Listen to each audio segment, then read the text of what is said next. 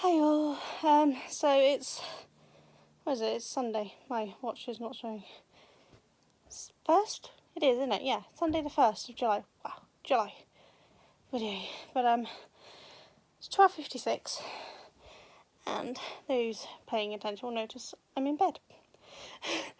I have got up. I've just come back because my husband Duncan, Mally, and my brother-in-law Mark are downstairs watching the sports, and so I thought I'd come up here, relax, and do some crochet.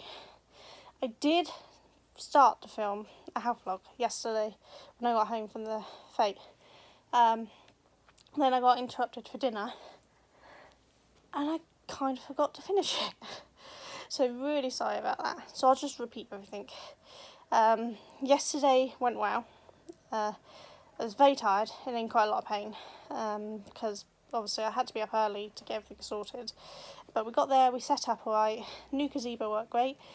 The toilets were in the school and I was at the very back of the field, so walking to them and back was agony and draining and really hard.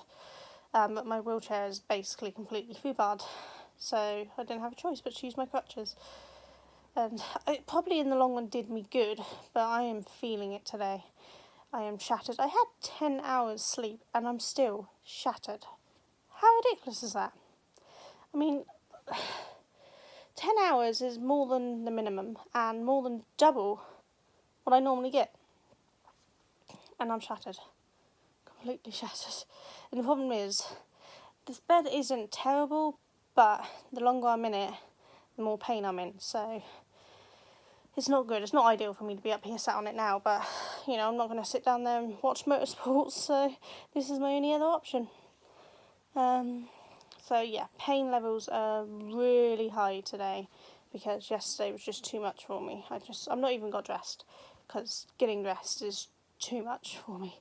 I had a bath when I got home yesterday, which is why my hair looks a little better. I haven't straightened it or anything, but luckily as I slept it actually didn't dry too bad, so I don't have to do anything with it, which is great because because it's just too much effort. The world is too much effort today. But I'm sorry if I keep moving. I'm holding the phone because tripods are all downstairs. I'm glad I did the stall. The stall went really well. Those who are on my pages will see that I sold almost all my toys. What do I have left? I think I have one bunny and maybe two frisbees, I can't remember. And then I think I still had the couple of dolls, because they weren't particularly liked much. Because it was next to rainbow teddies and rainbow rabbits and unicorns.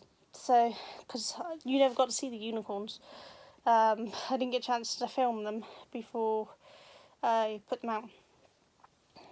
But they're all gone. Everything's gone. And I'm not complaining. We had a really good day. It was lovely weather. But because of the gazebo, I got to stay in the shade, so I didn't get ill or anything, which was great. And I had water and everything with me, as you do. Hence, even go to the toilet twice. And yeah, it was a really good turnout. They had walking characters there. So there was Deadpool, Anna, Star-Lord. There's a character from V, which is a really old TV mini-series thing. It's the original V. They had someone from Star Wars. I thought it was Darth Vader, but Duncan informed me it's not Darth Vader, but it is someone on those sort of lines. They had another one which also was from Star Wars, but I didn't have a clue. Kind of like horns on his helmet and kind of purple in colour. I don't know. Who else? They have Spider-Man. I don't know what's going on with lighting. Maybe it's because I keep moving things. Sorry. I'm sure there was another one, but I can't remember who. So the kids were loving that. I mean, I was a little surprised on Deadpool, being at a primary school walk around. But they seem to love him. In fact, there was 2 little girls dressed up as Harley Quinn, so, clearly I'm just a little more strict with my kids than most people are nowadays, because there was no way my kids were watching Harley Quinn or Deadpool in primary school. They weren't watching them in secondary school. They got to watch them when they turned 13, so Mally's only just got to watch them. And that was earlier than I liked, but, there's only so long you can hold off on these sort of things with the kids. But yeah, it was really good. Sorry, I keep moving, and it's probably really annoying some people. But yeah, I had a good day, and I'm really feeling it today. I don't regret it, and I'd like to do more.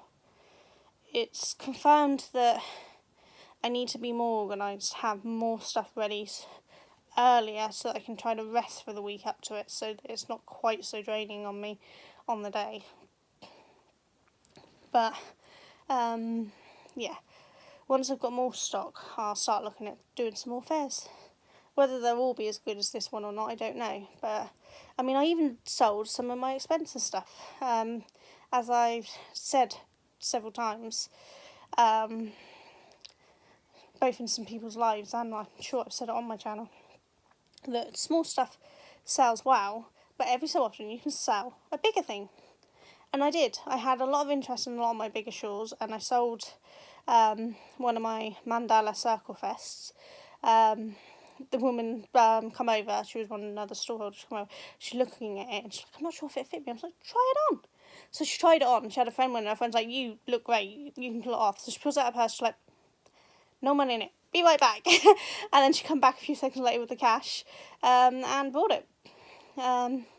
So yeah, I did sell some expensive stuff, and people took details for ordering some of the more expensive jointed teddies for birthdays and Christmases, because their kids loved them and they loved them.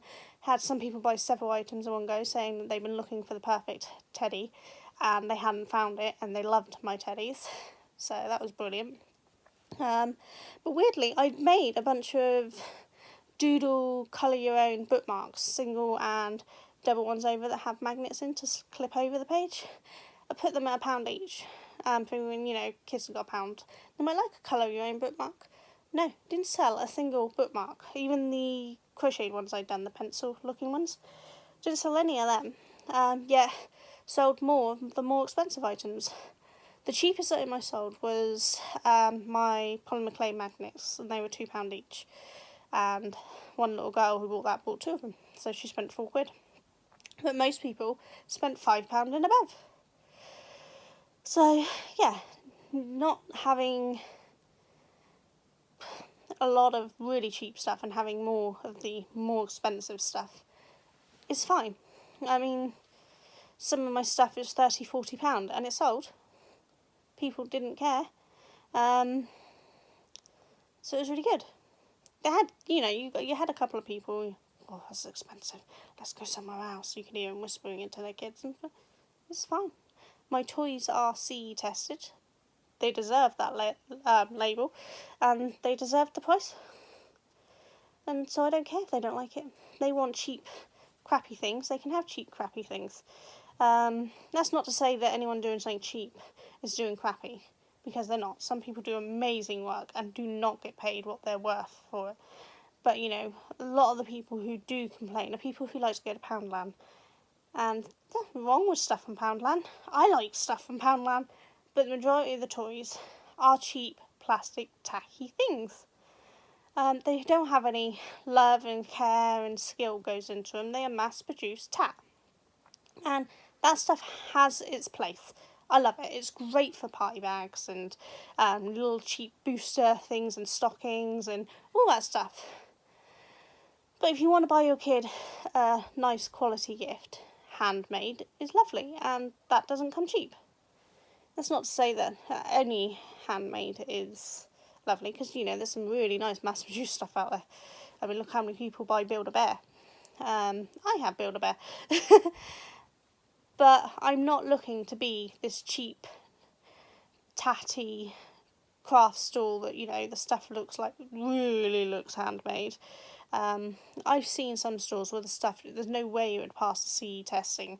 The stuffing's poking out everywhere, there's holes in it, it looks awful. And I mean, we all know my faces look awful, but some of the stuff I've seen people selling is horrendous. There's none of that at this school. They actually have rules about everything having to meet proper standards. But before, when I used to do craft fairs, I've seen some rather scary stuff that people have been buying. I've had stuff bought for me that's just downright scary that they're selling it. So, if they want to waste their money, risk getting sued, making this stuff, and people don't care about buying this really awful stuff for their kids, that's their choice. And if they're only doing it for hobby, which in this country there is no hobby. If you're making money, it's a business. It doesn't matter if you're making a profit, you have to be making money. If the second you sell something, even from a penny, you're legally a business and you have to start selling as a business. And that gives you overheads. There's public liability insurance, there's the actual stock you have to get no matter what. But, you have to register with the tax man, and that's not cheap. Try that again. It's not costly, it's free to register. There's no cost in registering a business or anything. Just your time in filling out the tax returns, and they're a pain in the ass. Oh, tax returns are a big pain in the ass. But it's part of being a business. And, your time is worth something. So that time that you spend filling out those tax returns, making sure you kept the receipts and you correlated in when it comes to toys, the CE testing and the labelling, and making sure you've wrote down which label belongs to which toy, which fabric was used or yarn was used, which stuffing you used, all that stuff. It takes time. And if you're going to claw that money back for your time, which you should, because everybody gets paid for their time, your products have to cost a bit more.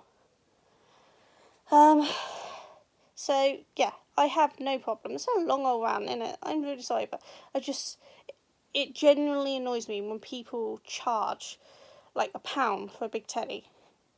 It's not cost you £1 to make. I don't care what you say. Even if you get a Poundland and buy that yarn for £1 or 2 balls for £1, whatever they got on. Yeah, physically costing, you paid out £1. Maybe slightly more because of stuffing, but you get 2 teddies out of a ball, you need stuffing, you might work out £1. But you've spent time making that, and that time is not cheap. I mean, minimum wage for my age, it's what, £7 or something now? Maybe 6, I don't know. It's been a long time since I paid minimum wage. But, it's definitely more than a £5. And my small teddies cost a £5. So you take off the yarn and the stuffing and the labels. I'm not making much an hour. I'm definitely making way below minimum wage an hour. And that's fine with me. I don't expect to make minimum wage with craft products. It's just not going to happen. But to only sell it for the cost of your supplies, it's just not good business sense. It's just, yeah, I like making things. I like making things as a hobby. But I'm also realistic, and if I'm going to make stuff to be able to make more money, as prices go up for yarn, supplies, things, you have to cover the cost of that. And if you only charge the cost of the supplies, what's covering the cost of your table? What's covering the cost of your public liability insurance? What's covering the cost of your food and drink while you're out? And the fuel to get there and back? Nothing. These are things you do have to take into account when doing stores. And so you have to charge more. And a lot of people don't really understand that. But no, other than the odd couple of people, everyone seemed to understand that at this store, at this school fair. I didn't see anyone really moaning about prices of people's stores and things, except for the odd one who said about my stuff being expensive. That's fine. Let them think that, because I stand firm that my stuff isn't expensive. It's just better quality. And I hope that doesn't offend anyone, but it's fact. If you see something really cheap, most people are going to think tat. I've seen some beautiful jewellery. I've bought some beautiful jewellery, but she's charging £1-2 for that jewellery. That doesn't shout to me high quality. I bought them because it was nice. She was a lovely lady. This isn't in this store, it's another one. And I wanted her to see that her work is good. But the reason why the people down the few stores down who were selling jewellery, just as pretty, just as nice, but were charging double, triple, 4 times the amount she was charging, were getting more sales, is because people saw that as quality work because of the pricing. And if you want customers, it's not necessarily going the cheapest. It's going that middle ground. Not so high you price people out, but not so low people think it's cheap tat. And I think my prices fit reasonably well in the middle. I mean, yes, some of my stuff is more, but my mermaid towels, I charge £100 for my biggest mermaid towel. People paid for it because they knew it was worth it. They were huge. I mean, they were taller than me. Once you stood the fin on the floor and held it up, my biggest one is taller than me. It's 6 foot odd. So people didn't mind paying £100 because they knew how much I used. I used a large amount of yarn and that stuff because I made the crocodile stitch ones. And people paid. I mean, I was turning orders away because I couldn't keep up with it. So there are people out there who do understand the higher cost is because it costs the amount to make the yarn and the time and the things. And you wouldn't sell that at a craft fair. Let's not be deluded. There's no way you're selling a mermaid towel for £100 at a craft fair. I don't take them. I just make it clear to people that I have other stuff on my site. And then they can check that out if they want any more expensive stuff. And it works. I've had orders. I've had people who have had the mermaid towels bought for them as a present, then contact me because they want to buy them as a present for someone else. So, these things work, and you don't have to price so low that people buy it because it's cheap. You want quality customers, not cheap customers. I mean, it's not simple saying a customer's a customer, because it's not. It's anyone who's worked in retail knows that some customers just aren't worth the hassle. And I don't want to have people only coming to me because I'm cheap. I want them coming to me because I have quality products. And that's what I get. And that's what I like. And it means that some days, some weeks, some months, I don't sell a single thing. But that's fine, because come Christmases and birthdays and Easters, I make a lot more money. And it gives me the downtime to make those bigger items. And so it's fine by me. I'm not looking for sales every week. Don't get me wrong, I'd love sales every week. But I can't guarantee to make things that fast. Not with my health problems. So having slower sales, but better quality, higher cost sales, works better for me. I'm not going to work myself to the death trying to get so many items made that I sell something every day. It's just, no. Which maybe is not the best business sense. But it works for me, and it's always worked for me, and that's the way it will stay. Oh, I got to swap arms. Sorry, that arm's getting a bit tight. See, I'm just holding my phone, and I'm not even holding it up, it's actually rested on the quilt. And even that's a struggle today. Just that, I've 18 minutes of basic rant. What's wrong with me? But it's one of those moods, I'm tired, and I'm not in the mood for nonsense. And I want to say how, my point is, really, that if you sell handmade, don't underprice yourself. Sell for what you're worth. And you are worth more than a couple of quid an hour. Well, it's not even a couple of quid an hour. By the time you take your supplies and things off, you're making 1p an hour. You're worth more than that. You should try to price your work to get a reasonable amount out of it, so you get your fees back for your tables, your fuel, your food, your actual supplies. And then you should have something left on top that is actual profit. That is you earning some money. And if you're not, then rethink your prices. Don't think nobody will buy because I'm too expensive. No, people will buy. More people will buy from you if you can show your work as high quality. And if your work's not high quality, make it better. Just practice. You should have seen some of the first things I made. Oh, some of the things I made when I was first starting, awful. I've seen the photos, awful. People were like, oh, it's lovely. No, it wasn't. You lying little gits. It was awful.